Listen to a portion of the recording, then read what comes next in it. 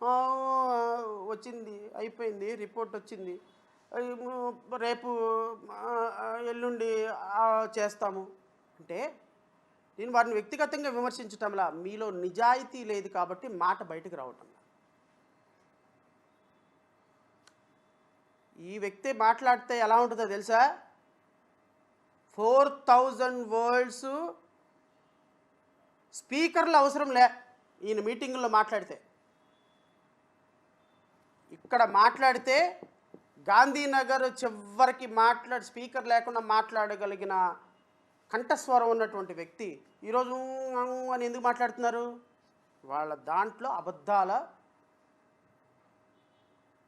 అబద్ధాలతోటి foundation వేశారు కాబట్టి, అబద్ధాలతోటి నెయ్యి అనే అంశాన్ని, బాణాన్ని వదిలారు కాబట్టి ఈరోజు దిమ్మ తిరిగి సినిమా కనపడుతోంది. క్రిస్టియన్లు, ముస్లిమ్సు, హిందువులు వీళ్ళందరూ రావాలి, రోడ్ల మీదకి రావాలి, కొట్టుకోవాలి. ఎందుకు కొట్టుకోవాలి? ఎందుకు రోడ్డు మీదకి రావాలి?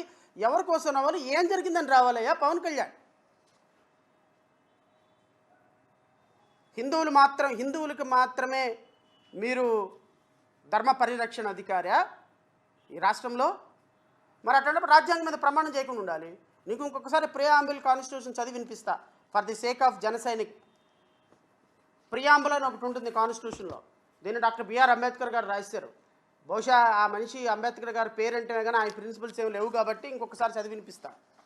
కాన్స్టిట్యూషన్లో ఏం చెప్పారంటే పవన్ కళ్యాణ్ గారు, మళ్ళీ ఇంకోటి కూడా చెప్తా, నాకేం సంబంధం కాన్స్టిట్యూషన్ అంటారేమో మీరు. నాకేం సంబంధం అంటారు కాబట్టి కాన్స్టిట్యూషన్లో ఒక ప్రొవిజన్ ఉందయ్యా, ఆర్టికల్ 164.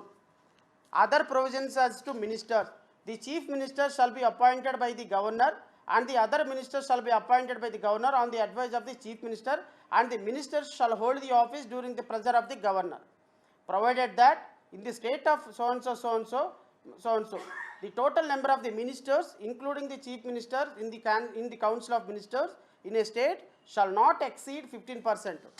సో ఆర్టికల్ 164 ప్రకారం గౌరవ ఉప ముఖ్యమంత్రి గారు ఆర్టికల్ 163 ప్రకారం ఇండియన్ కాన్స్టిట్యూషన్ ప్రకారం మీది రాజ్యాంగబద్ధమైనటువంటి పదవి. రాజ్యాంగబద్ధమైనటువంటి పదవిలోకి వచ్చే ప్రతి ఒక్కరు చేయాల్సిన ప్రతిజ్ఞ అంటే నేను మీకు చెప్తా. The preamble, this is the preamble of Indian constitution. We, the people of India, having solemnly resolved to constitute India into a sovereign, socialist, secular, democratic republic and to secure to all its citizens. అంటే sovereign, secularist, socialist, secular, democratic and republic. Sir secular అంటే అర్థం ఏంటో మళ్ళీ మీకు చెప్తాను sir, ఎందుకంటే మాకు తెలియకపోవచ్చేమో. ఈ దేశంలో రాజ్యాంగబద్ధ పదవిలో ఉన్న ప్రతి మినిస్టర్ క్రిస్టియన్, ముస్లిం, హిందూ మత భావాలకి అతీతంగా పనిచేయాలి. This is a secular country. This is a secular country. Who are you? ఈ రాజ్యాంగం హక్కు ఇచ్చింది క్రిస్టియన్లు బతకటానికి, ముస్లిమ్స్ బతకటానికి. మీరెవరండి వాళ్ళని సెకండ్ గ్రేడ్ పీపుల్గా? మీరెవరండి వాళ్ళని సనాతన ధర్మం, ఆ ధర్మం, ఈ ధర్మం, మీరు ఇక్కడి నుంచి వెళ్ళిపోండి అంటానికి? మీరెవరండి ఇక్కడ సనాతన ధర్మాన్ని నాశనం చేస్తున్నారు? మీరు మీ ధర్మానికి నాశనం జరిగితే మీరు బయటకు రారా? రోడ్ల మీదకి రారా? హిందువులందరూ బయటకు రారా? ఏంటి ఈ దేశంలో అత్యున్నతంగా హిందువులు, ఈ దేశం హిందూ దేశంగా సెక్యులర్ భావాలతోటి ఈరోజు 78 సంవత్సరాలైన రాజ్యాంగం నిలబడి ఉంది అంటే ఇక్కడ హిందువులు, ముస్లింలు, క్రిస్టియన్లు అందరూ కూడా వారి వారి మత భావాలను గౌరవించుకుంటూ అన్నదమ్ముల్లాగా బతుకుతున్నటువంటి దేశం ఈ దేశం. ఈ రోజు వరకు ఆంధ్రప్రదేశ్ రాష్ట్రంలో నువ్వు హిందూ, నువ్వు క్రిస్టియన్, నువ్వు ముస్లిం అని అక్కడక్కడక్కడ గొడవలు ఉంటాయేమో, కానీ ఈ రాష్ట్రంలో బ్రతికే ఏ ఒక్కళ్ళకి కూడా నువ్వు హిందూ, నువ్వు క్రిస్టియను, నువ్వు తిరుమత వెళ్ళకూడదు, నువ్వు కాకాని తోట రాకూడదు, నువ్వు గుణదలు రాకూడదు ఎవరు లేరు. నాకు తెలిసి కొన్ని వందల మంది హిందువులు కాకాని తోట వస్తారు, కొన్ని వేల మంది క్రిస్టియన్స్ అక్కడికి తిరుమల వెళ్ళాల్సిన సందర్భంలో మా మిత్రులతో పాటు, వాళ్ళతో పాటు, వీళ్ళతో పాటు చాలామంది వెళ్తారు. మాతో పాటు ఎంతమంది క్రిస్టియన్స్ రారు? అరే ముస్లిమ్స్కి మీరే చెప్పారు నేను దర్గాకి వెళ్తాను, అక్కడికి వెళ్తాను, ఇక్కడికి వెళ్తానని ఇంతకుముందు వీడియోస్లో దర్గాకి వెళ్ళటానికి, క్రిస్టియన్లోకి రావటానికి మీరు ఎవరండి? మీరు తిరుమలకు జరిగిన అన్యాయం ఏంటి? ప్రసాదానికి జరిగిన అన్యాయం ఏంటి? మీరు అసెంబ్లీలో మాట్లాడేదేంటి? హిందూ మత క్రిస్టియన్స్ మధ్య మీ గొడవలు పెట్టే పద్ధతి ఏంటి? అసలు మీరు ఉప ముఖ్యమంత్రి అయినా, మీరు మంత్రి అయినా, రాజ్యాంగం మీద ప్రమాణం చేసి మీరు ఈ స్థాయికి వచ్చారా? ఏమైనా సిగ్గుందా? ఏమైనా శరం ఉందా? మనం మాట్లాడేదానికి ఏమైనా సొంతనుందా, పొంతనుందా? ఎందుకు మనం ఏం మాట్లాడుతున్నాం? మనం ఏ ధర్మాన్ని పరిరక్షిస్తున్నాం? మనం పోనీ ధర్మాన్ని పరిరక్షించడానికి మనకు వ్యక్తిగతంగా ఉన్న క్వాలిఫికేషన్ ఏంటి? సనాతన ధర్మాన్ని, హిందూ ధర్మాన్ని బతికించడానికి మనకు వ్యక్తిగతంగా ఉన్నది ఒక సినిమా యాక్టర్ అనేటువంటి ఒక విధానం తప్ప మన వ్యక్తిగత జీవితంలో ఏమైనా దానికి దీనికి పొంతనుందా? ఎవరిని ఎందుకు విమర్శించాలి? ఒక కమ్యూనిటీని హిందువులకి, క్రిస్టియన్లకి, ముస్లిమ్స్కి ఈ రాష్ట్రంలో ఎప్పుడు గొడవలు లేవు sir. Because of you, because of your government ఈరోజు ముస్లిమ్స్కి, హిందువులకి, క్రిస్టియన్లకి మధ్య గొడవలు వచ్చే పరిస్థితి ఏర్పడుతుంది. మీకు 21కి 21 సీట్లు కేవలం ఒక కమ్యూనిటీ వాళ్ళు వేసినందువల్ల వచ్చినాయా సార్? వాళ్ళు ఓట్లు వేయలేదా? పవన్ కళ్యాణ్కి ఓటు వేసినటువంటి ముస్లిమ్స్, క్రిస్టియన్స్ మీరు ఒకసారి ఇంట్రాస్పెక్ట్ చేసుకోండి. వారి పార్టీ వ్యక్తులకి ఈరోజు మీరు ఓట్లు వేసినటువంటి వ్యక్తులు ఒకసారి మీ పునరాలోచించుకొని మీ యొక్క అంతరాత్మను ప్రశ్నించుకోండి. మనం కనీసం తినేది మనకు అన్నమే అయితే ఎక్కడో వెంకటేశ్వర స్వామికి జరిగిందని ఒక ఆరోపణ వస్తే దానికి ముస్లిమ్స్ని, క్రిస్టియన్స్ని, చర్చిల్ని, మసీదుల్ని తీసుకొచ్చి అంటగట్టి వాళ్ళతో గొడవలు పెట్టేటువంటి సంస్కృతి సాక్షాత్తు ఒక ముఖ్యమంత్రి, ఉప ముఖ్యమంత్రి చేస్తుంటే మన ఆత్మ పరిశీలన చేసుకోవాల్సిన అవసరం ఈ కమ్యూనిటీస్కి లేదా? ఈ కమ్యూనిటీస్లో ఓటర్స్కి లేదా? అంత సిగ్గు, అంత చీము రక్తం లేకుండా బ్రతుకులా?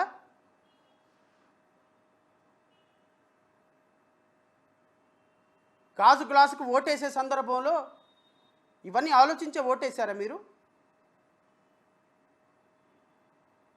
ఎలక్షన్స్కి ముందు ముస్లిం టోపీ ఒకటి పెట్టుకొని, ఎలక్షన్స్కి ముందు సిలువ ఒకటి వేసుకొని ఊరు వాడ ప్రచారం చేసినప్పుడు లేదా ముఖ్యమంత్రి గారు చంద్రబాబు నాయుడు గారు, ఉప ముఖ్యమంత్రి పవన్ కళ్యాణ్ గారు, నారా లోకేష్ గారు? ఈరోజు వాళ్ళు మీకు చేదైపోయినారా? ఈరోజు వాళ్ళు మీకు అంటరాని వాళ్ళు అయిపోయారా? ఈరోజు వాళ్ళు మీకు, నేను తెలుగుదేశంలో, జనసేనలో ఉన్న నాయకులను కూడా ప్రశ్నించుకోమని కోరుతున్నా. ఇది మీ స్థాయి. మీ పార్టీల వెనక ఉన్న జనాల్లో ఇది మీ స్థాయి. రేపొద్దున 2029లో వెళ్ళండి నియోజకవర్గాలకి, వెళ్ళండి ముస్లిం పేటలకి, వెళ్ళండి క్రిస్టియన్ పేటలకి. చెప్పులు చాటలతోటి మిమ్మల్నే కాదు మీ కార్యకర్తలు, మీ నాయకులను కూడా తరిమి పొలిమేరల అవతల కొట్టకపోతే చూస్తూ ఉండండి. జడాశ్రావణకు మరి ఇంకోసారి మీడియా ముందుకు రాడు. ఈరోజు ప్రతి కమ్యూనిటీలో, ప్రతి క్రిస్టియన్ కమ్యూనిటీలో, ప్రతి ముస్లిం కమ్యూనిటీ రగిలిపోతుంది మీ మాటల వల్ల. వాళ్ళు ఏం తప్పు చేశారు? వాళ్ళని లాగాల్సిన అవసరం ఏంటుంది? కమ్యూనిటీలోకి తప్పు చేసి ఉంటే శిక్షించండి వాళ్ళని. We are also we will support. నిజంగా తిరుమల లడ్డూలో కల్తీ ఎవరైనా చేసి ఉంటే, నిజంగా ఎవరైనా ఇలాంటి కల్తీనవి జరిగి ఉంటే we are also we will support. Let them arrest and bring before court of law. వాళ్ళని పనిష్ చేసేటట్టు చూడండి. ఎంటైర్ సమాజం మొత్తం మేము అనుకుంటుంది, ఇంక్లూడింగ్ క్రిస్టియన్ అండ్ ముస్లిం సమాజం కూడా మేము అనుకుంటుంది. బికాజ్ ఏ మతానికి విశ్వాసం కలిగినా, ఏ మత సాంప్రదాయాలకు జరిగినా హిందూ, ముస్లిం, క్రిస్టియన్ కలిసి వచ్చి పోరాటం చేసేటువంటి వ్యవస్థ మన దేశంలో, మన రాష్ట్రంలో ఎప్పటికీ ఉంది. దానికి కారణం ఇదిగో ఇండియన్ కాన్స్టిట్యూషన్. ఈ కాన్స్టిట్యూషనే ఈరోజు ఇంతమందిని కలిపుచ్చుతుంది. దీన్ని వదిలేసి ఒక జడ వేసుకొని, ఒక దండ కట్టుకొని, ఒక డ్రెస్ వేసేసుకొని ఈరోజు అసెంబ్లీలో అందరు నన్ను ట్యాగ్ చేస్తున్నారు, నేను వేరే డ్రెస్ వేసుకోవడానికి కారణమే అది, నేను వెళ్ళాను, ఏదో మాట్లాడాను, అక్కడ ఏం జరిగిందో నాకు అర్థం కాలేదు, తర్వాత ఎన్డీడీబీ రిపోర్ట్ వచ్చింది, కాఫ్ రిపోర్ట్ వచ్చింది, నాకు గిల్ట్ వచ్చింది. ఏమొచ్చింది ఆ గిల్ట్ నీకు? గిల్ట్ వస్తే చేసే పనులేనా ఇవి? అంటున్నా. ఇదొకటి చూడండి. 1924 మధ్య 48 కోట్ల లడ్డు ప్రసాదాలు విక్రయం జరిగింది. దాంట్లో సుమారు 20 కోట్ల లడ్డూలు నకిలీ నెయ్యితో తయారయ్యాయని 20 కోట్ల 1924 మధ్య అంట 20 కోట్ల లడ్డూలు తయారైనాయి అంట. అందులో 11 కోట్ల లడ్డూలు కల్తీ జరిగిందంట. అందులో 1,00,000 2 లక్షల లడ్డు అంట అయోధ్యకి వినియోగించారంట కల్తీ జరిగిన లడ్డు. నేను అడుగుతున్న ఉప ముఖ్యమంత్రి గారిని, అయోధ్యకి పంపించినటువంటి కల్తీ లడ్డు అడల్టర్డ్ అని మీ దగ్గర ఉన్న ప్రాథమికమైనటువంటి ఆధారం ఏంటి? రాష్ట్ర ప్రజలకు చెప్పండి. రాష్ట్ర ప్రజలకు చెప్పండి సార్. ఇదిగో అయోధ్యకు పంపించిన 2 లక్షల లడ్డూలో పంది కొవ్వు, ఎద్దు కొవ్వు, ఫిష్ ఆయిల్ కలిసింది, లేదంటే కల్తీ జరిగింది అని చెప్పటానికి మీ దగ్గర ఉన్నటువంటి ప్రాథమికమైన ఆధారం ఏంటి? ఒక్క ఆధారం. మీ దగ్గర ఉన్న ఆధారాలు ఏంటి అంటే 19 నుంచి 24 వరకు ఏదైతే తిరుమల వెంకటేశ్వర స్వామికి సప్లై చేశారో లడ్డూలు, వాళ్ళు పాలు కొనలేదు అంటే మీ ఊహ ఏంటి అంటే వాళ్ళు పాలు కొనలేదు కాబట్టి అక్కడ పాలు కాలేదు కాబట్టి వెన్నలేదు కాబట్టి నెయ్యి రాలేదు. ఇది మీ అభూతమైనటువంటి కల్పన. రేపు ఇదే కేసు కోర్టుకు వెళ్తుంది. నేనే లాయర్ని అనుకుందాం మాట వరుసకి. మీరు ఎవరైతే నిన్న అసెంబ్లీలో ప్రకటించారు కదా 37 మంది నిందితులు, వీళ్ళందరూ కూడా కల్ప్రిట్స్, చట్టం ముందు వీళ్ళకి తీసుకొస్తామని జస్టిస్ సోదరి సినిమా పాట పాడారు కదా అసెంబ్లీలో నిన్న. నేను ఫస్ట్ ప్రశ్న అడుగుతా దీన్ని. సార్, మీరు ఎన్డీటీవీ రిపోర్టు, కాల్ఫ్ రిపోర్ట్లో ఎవిడెన్స్కి పనికిరాదు ఈ కేసు, ఈ రిపోర్టు అని వాళ్ళే చెప్పారు కదా అండి అని అడుగుతా. ఈ రిపోర్ట్లో ఏ ఎవిడెన్స్కి పనికిరాదు, ఇది మాకు సంబంధం లేదు రిపోర్టు, వాళ్ళు ఇచ్చిన శాంపిల్ని మేము టెస్ట్ చేసి ఇచ్చాం, శాంపిల్లో ఏం కలిపారో మాకు సంబంధం లేదు, శాంపిల్లో ఏం స్పెసిఫికేషన్స్ ఉన్నాయో మాకు సంబంధం లేదు, దీంట్లో ఏమైనా కలిపి ఉండొచ్చు కానీ ఇచ్చారు కదా సార్ అంట. అవునండి అంటాడు. ఫస్ట్ క్వశ్చన్తోనే కేసు సంకనాగిపోద్ది. నెంబర్ 2, సిబిఐ ఛార్జ్షీట్ వేసింది. ఓకే, 36 మంది నిందితులను పెట్టింది. నిందితుల్లో నేను ఒకటే మాట అడుగుతా రేపు ఇన్వెస్టిగేషన్ ఆఫీసర్ని. సార్, చంద్రబాబు నాయుడు గారికి అత్యంత ప్రియమైనటువంటి ఇన్వెస్టిగేషన్ ఆఫీసర్ గారు, ముఖ్యమంత్రి గారు రాయమంటే ఇన్వెస్టిగేషన్ ఆఫీసర్ రాసినటువంటి ఉప ముఖ్యమంత్రి గారు చెప్పమంటే ఇన్వెస్టిగేషన్ చేసి రాసినటువంటి ఇన్వెస్టిగేషన్ ఆఫీసర్ గారు 2019-24 సందర్భంలో అడల్టరీ జరిగింది, కల్తీ నెయ్యి వాడిగిందని TV5 మూర్తి గారు, ఆర్తనాదాల మూర్తి గారు గొడవ పెడుతున్నట్టుగా, మా వెంకటకృష్ణ గారు గొడవ పెడుతున్నట్టుగా, మా వంశీ గారు గొడవ పెడుతున్నట్టుగా, వీళ్ళందరూ గొడవ పెడుతున్నట్టుగా 2019 నుంచి 24 కల్తీ జరిగిందని చెప్పారు కదా. కల్తీ జరిగింది లడ్డూలో అని చెప్పడానికి వాడబడినటువంటి కల్తీ నెయ్యి శాంపిల్ మీ దగ్గర ఏమైనా ఉందా సార్ అని అడుగుతా. లేదండి అంటాడు. నెంబర్ 2, పోనీ కల్తీ నెయ్యి వాడినటువంటి లడ్డు ఏమైనా టెస్ట్ చేశారు సార్ అని అడుగుతా. నో. పోనీ కల్తీ నెయ్యి వాడినటువంటి లడ్డు తిన్న వాళ్ళు ఎవరైనా వాళ్ళ బ్లడ్ తీసి ఏమైనా రిపోర్ట్ చేశారు సార్ అంట. తూర్పు, పడమర, ఉత్తరం, దక్షిణం చూడాల్సిందే ఇన్వెస్టిగేషన్ ఆఫీసర్ కోర్టు హాల్లో. తూర్పు, పడమర, ఉత్తరం. నిన్న పవన్ కళ్యాణ్ గారు బాటం చూసుకున్నారు కదా, కింద నేలను చూసుకొని మాట్లాడారు కదా అసెంబ్లీలో. అట్ట రేపు ఇన్వెస్టిగేషన్ ఆఫీసర్ తూర్పు, పడమర, ఉత్తరం, దక్షిణం చూస్తాడు కోర్టులో. Case dismiss, acquittal or 36 members acquittal, get out అంటాడు జడ్జి గారు. అయిపోయా. అందరూ పిసుక్కోవటం బయటకు వచ్చి. రాజకీయాలు చేయడానికి ఫౌండేషన్, లీగల్ ఫౌండేషన్కి చాలా తేడా ఉంటుంది సార్. మనం అనుకున్నంత ఈజీ కాదు. లడ్డూ లేని చోట, కల్తీ లేని చోట అభూత కల్పన క్రియేట్ చేసి రాష్ట్ర ప్రజలు ఎమోషనల్గా వెంకటేశ్వర స్వామి మీద, ప్రసాదం మీద దుర్మార్గంగా ప్రచారం చేయాలి అనుకుంటే ఊరుకుంటారా? కోర్టులు ఊరుకుంటాయా? న్యాయస్థానాలు ఊరుకుంటాయా? నేను ఇంతకుముందే చెప్పిన truth is always truth when entire everybody stood against it. False is always false when entire world stood for it.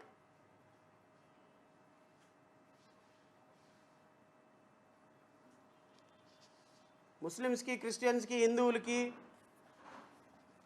కులమతాల చిచ్చు రేపి రాజకీయ చలిమంట కాల్చుకోవడానికి ఉపయోగపడుతుంది. రాజకీయ ప్రయోజనాలకి చట్టం ముందు నిలబడే కేసులు కాదు ఇవి.